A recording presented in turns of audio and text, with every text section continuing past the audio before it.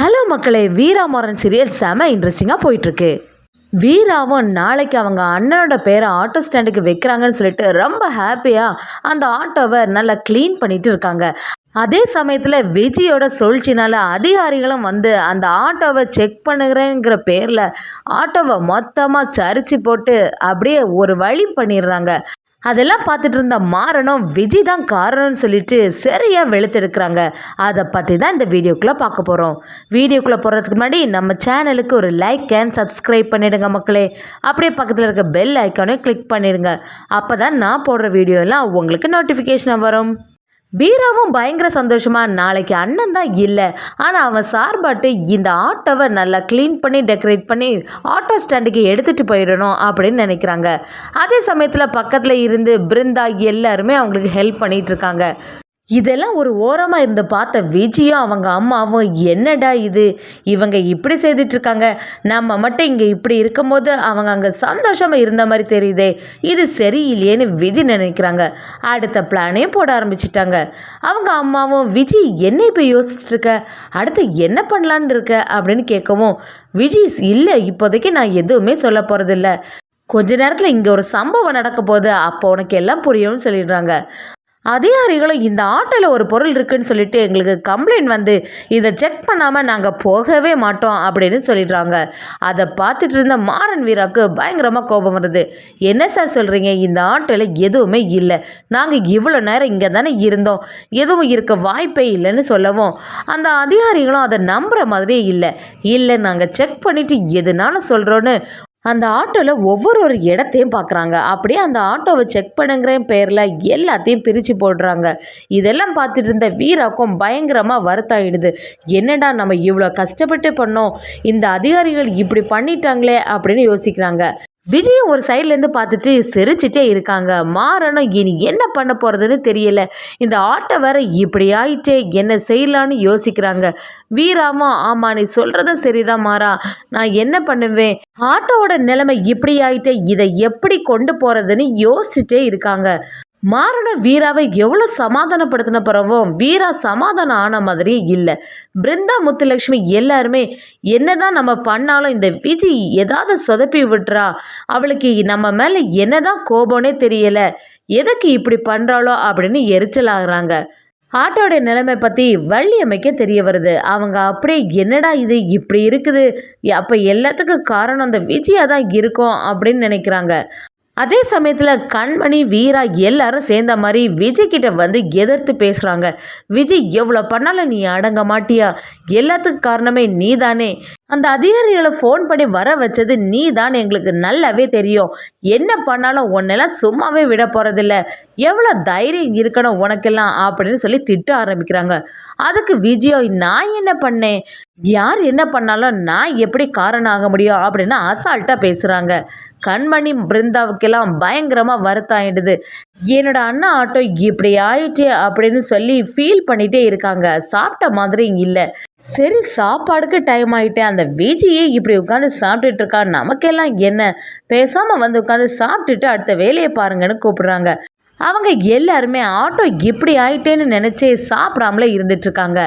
அந்த டைமில் எல்லாரோட ஹஸ்பண்டை வந்து சரி நீங்கள் எதுக்குமே ஃபீல் பண்ணாதுங்க, எல்லாமே நல்லபடியாக சரியாயிடும், இப்போ சாப்பிடுங்கன்னு சொல்லிட்டு அவங்க ஒய்ஃபுக்கு அவங்களே ஊட்டி விட்டுட்ருக்காங்க.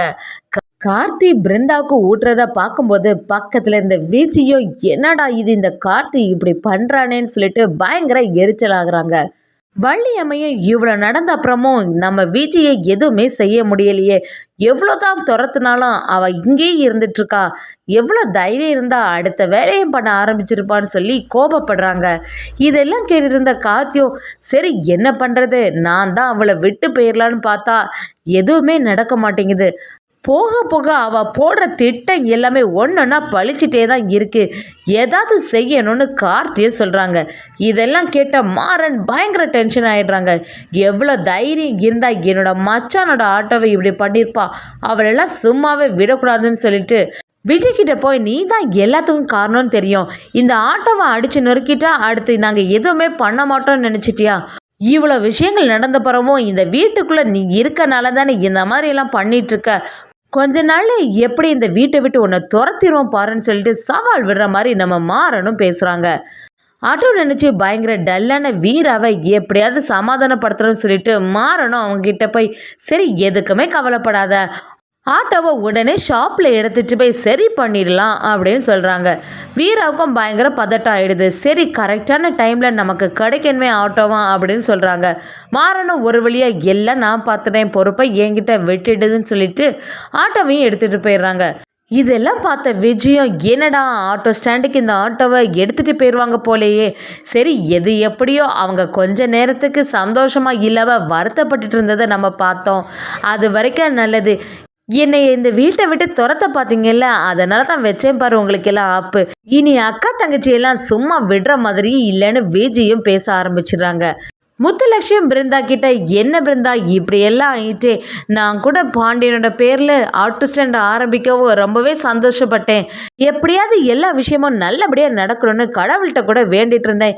இப்போ பார்த்தா இந்த ஆட்டோ இந்த மாதிரி ஆயிட்டேன்னு நல்லா வருத்தப்பட்டுட்டு இருக்காங்க.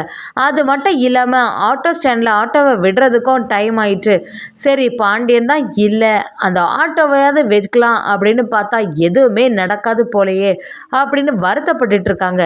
நம்ம மாறனும் கரெக்டான டைமில் ஆட்டோவை எடுத்துகிட்டு வராங்க. அதை பார்த்த வீராவுக்கும் வீட்டில் உள்ளவங்க எல்லாரும் அப்போ தான் சந்தோஷம் ஆகுறாங்க. சரி மாறன் ஒரு விளையாட்டு ஆட்டோவை எடுத்துகிட்டு வந்துட்டாங்க, இனி ஒரு பிரச்சனையும் இல்லை, இதை அப்படியே ஆட்டோ ஸ்டாண்டில் எடுத்துகிட்டு போயிட வேண்டியதான்னு நினைக்கிறாங்க. வீராவும் நம்ம அண்ணனுக்கு மேலே மாறனுக்கு இவ்வளோ பாசம் இருந்திருக்கே, அவனுக்காண்டி எவ்வளோ வேலையெல்லாம் செய்கிறாங்க அப்படின்னு நினச்சி சந்தோஷம் ஆகுறாங்க. சரி இப்போ தான் ஆட்டோ ரெடி ஆகிட்டு, அதனால் இனிமேல் சந்தோஷமாக இருக்கலாம், வாங்க போகலான்னு சொல்லி கிளம்புறாங்க.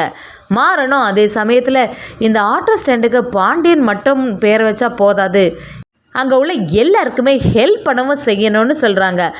அதோட எல்லாருக்கும் இன்சூரன்ஸ் போடணும், கொஞ்சம் கொஞ்சமாக பணத்தையும் சேமித்து யாருக்காவது ஏதாவது கஷ்டம் வரும்போது அவங்களுக்கு அந்த பணத்தை கொடுத்து உதவணும் அப்படின்னு பல திட்டங்களை போடுற மாதிரி பேசுகிறாங்க.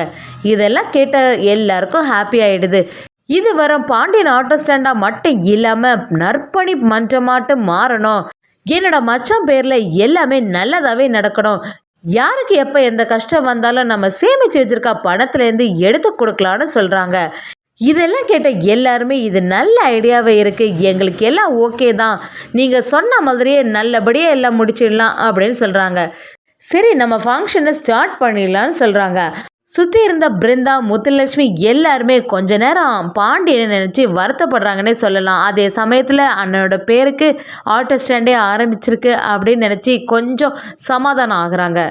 ஒரு வழியாக மாறன் ஹெல்ப்போட ஆட்டோவும் திருப்பி வந்து ஃபங்க்ஷனும் கரெக்டாக நடந்துட்டுருக்கேன்னு சொல்லி நம்ம வீராவும் சந்தோஷம் ஆகி மாறனை அப்படியே பார்க்குறாங்க.